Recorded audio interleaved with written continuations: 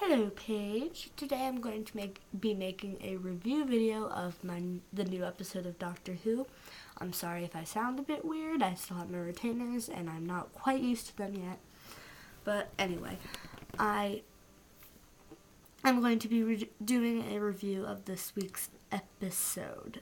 Last week I didn't do one because I had Monday off. So this episode was called The Girl Who Waited, and I was really excited for this episode because I knew it was going to be a lot about Amy.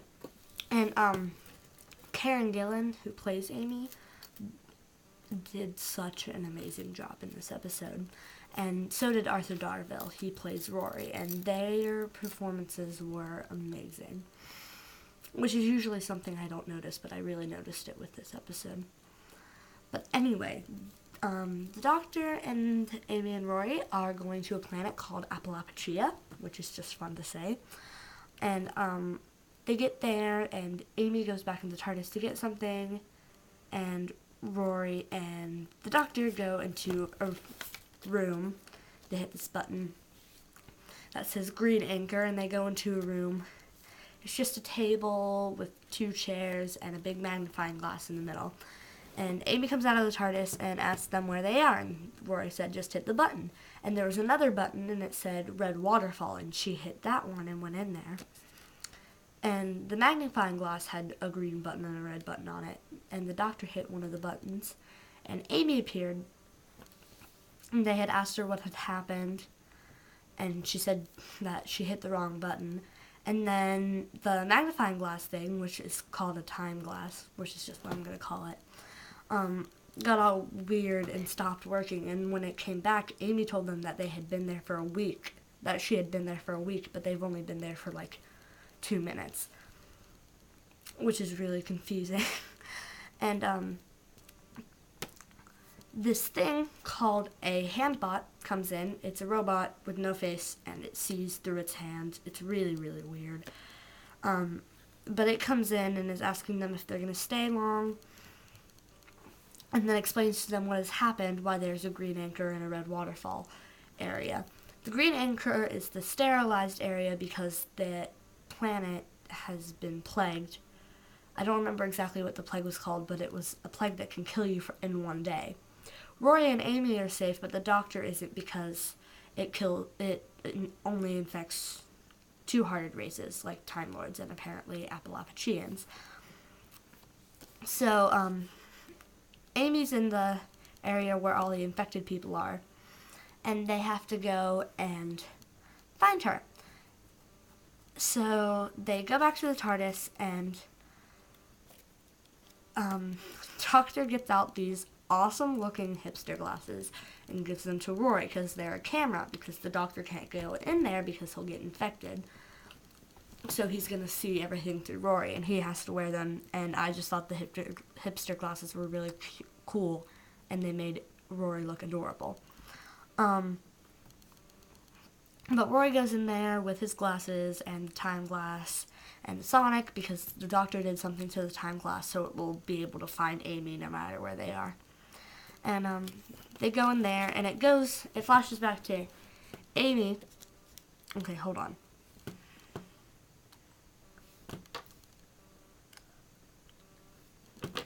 I'm sorry, I could not talk for the life of me. I had to take my retainers out. Sometimes I can talk and sometimes I can't. Okay, anyway, they go back to Amy, and she's running from the handbox because the handbox are trying to give her this medicine that will help stop the one-day plague. And if they gave her the medicine, since she isn't affected by this plague, it could kill her. So she's running from them, and they don't know that this would kill her. So they're just trying to give her the anesthetic, and she's just trying to get away from them. And she goes into this one area, and there's this thing called the interface that's like talking to her and giving her instructions. And when she asks it questions, it'll tell her what's going on. And it tells her that she's in this room where she can go to any entertainment area. So she goes to this place called the Garden, and I wrote in my notes here, Garden equals Wonderland, because it looked like a Wonderland. The hedges were all big and swirly, and it was really pretty. and it looked like Wonderland. But she goes in the garden and asks the interface if there's a place she can hide, and she goes into this engine room, and she writes on the door, "Doctor, I'm waiting," because the doctor had asked her to leave them aside. And she goes in there and she waits, and now we're back to Rory, and he's looking around trying to find her, and then this person comes at him with a sword, and the person says, "I waited," and Rory's like, "What?" And the person takes back their mask, and it's Amy, but she's really, really old. So they came to, like, the wrong time in this red waterfall area. There's, like, compressed time streams, so they came too far in the time stream. So now this is Amy 36 years after they have left her. And old Amy can just shut up, because she wouldn't stop, like, "I waited for you and you left me and now I'm all mad at you." And I'm like, shut up. Because Rory waited 2,000 freaking years for you and you had 36, you can shut your mouth. She got on my last nerve. She made me really mad, and old Amy was just annoying. And old Amy had this thing called the sonic probe, because she made one and she was calling it a probe rather than a screwdriver, even though it was basically just a sonic screwdriver, but whatever. I put sonic probe, coolio, because it's cool. So they go back to the place where Amy has been hiding all of these years, and she had taken a handbot and cut off its hands so it couldn't see, and she trained it, just kind of like a pet. And she named her robot Rory, and I was like, "That's adorable." And she had drawn a cute little smiley face thing on him, and it was really, really adorable. But they're talking to old Amy, and she's really mad at the doctor. She's just stupid and bitter, and she makes me mad. But they go to the garden so they can so the doctor can talk to the interface, because she can't talk to her in the engine room. And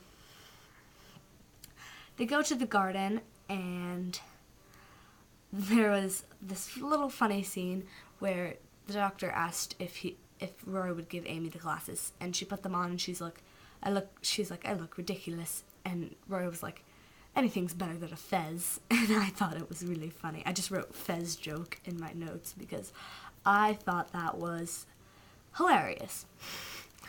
But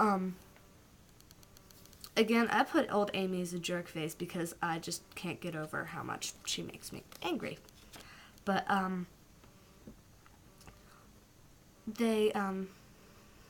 while the doctor's talking to the interface through Amy, Rory goes to explore, and the handbot shows up and, like, puts him to sleep, and he's about to give him an anesthetic, and old Amy chops off his head. I'm going to call this one old Amy. That was like 36 years after they went to find her. And the other one, young Amy. It gets confusing. But old Amy chops its head off. And the doctor has figured out this way that he can create a paradox but then fix it if he can find a way to make old Amy remember young Amy and then bring young Amy to where they are, because for some reason they can't go back and find young Amy. And the doctor asks old Amy if she'll help, and she says no. That's why I put old Amy as a jerk face. She says no because she says that she, as 36 years later, will cease to exist if they go and get old Amy. And I'm like, you selfish so-and-so, you are a jerk face. You can either be with Rory all of those years or just have been bitter and a jerk for now. And she said, well, why don't you just take me with you? And Rory's like, the doctor's like, well, we could easily take her, but then our Amy has to wait 36 years. And Rory says, so I have to choose which wife I want. And I put really, really big, poor Rory, because I don't know how he would be able to decide that. It's like that must be awful for him to even have to think about that. But The doctor thinks he hears young Amy through the time glass thing because it was locked onto her. This probably sounds really confusing, and I'm trying to make it as simple as I can. But he finds young Amy through the time glass, and she can hear him, and he does this thing with a sonic so that old and young Amy can see each other. And he leaves them, and they talk to each other, and they talk about Rory because old Amy's like, I told them I wouldn't help them. And young Amy's like, what about Rory? And they talk about him, little stories about him, and old Amy decides she'll do it for Rory. So they have to go. She said, I'll help you under one condition, take me with you. And I'm like, that's a massive paradox if they take old and young Amy. Like, I said that before they even mentioned it being a paradox. I'm like, that's not right. That can't happen. But she said, take me with you. And the doctor was like, I think the TARDIS could sustain the paradox. And I'm like, no, it can't.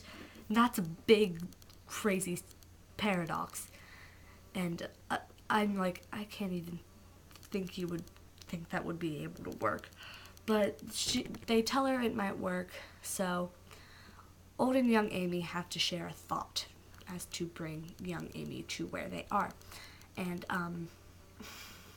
it was really cute because they were doing the Macarena because that was Rory and Amy's first kiss, and it had to be a really strong memory. But so they do some stuff, and old and young Amy are together, and I'm like, paradox, this isn't gonna work. And I wrote in my notes, TARDIS no like paradox, because the TARDIS gets all fussy because they've created a massive paradox and she doesn't like it. And I knew that was going to happen. And then they have to go back into the TARDIS, and the handbots are coming after them. And they get to where the TARDIS is, and the doctor shuts old Amy out of the TARDIS because he says that there can only be one Amy. And young Amy has been knocked out because one of the handbots had knocked her out, and Rory stopped it before it could give her medicine. But he brought her in there, and the doctor shut old Amy out and tells Rory he has to decide if he wants young Amy or old Amy, because the TARDIS cannot have two Amys in it, or time will go boom, basically. So Rory has to choose whether he wants old Amy or young Amy in the TARDIS. And he, of course, picks younger Amy.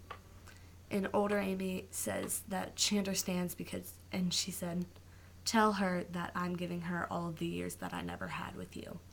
And I was like, this is sad. And that part made me cry because it was sad.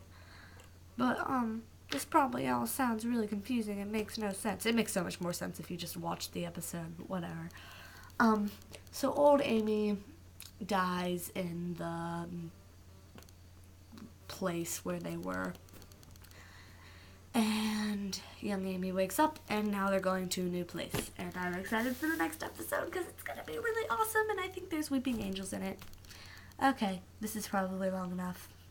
Paige, I want Will Grayson back. I'm just going to remind you every day. Okay, bye.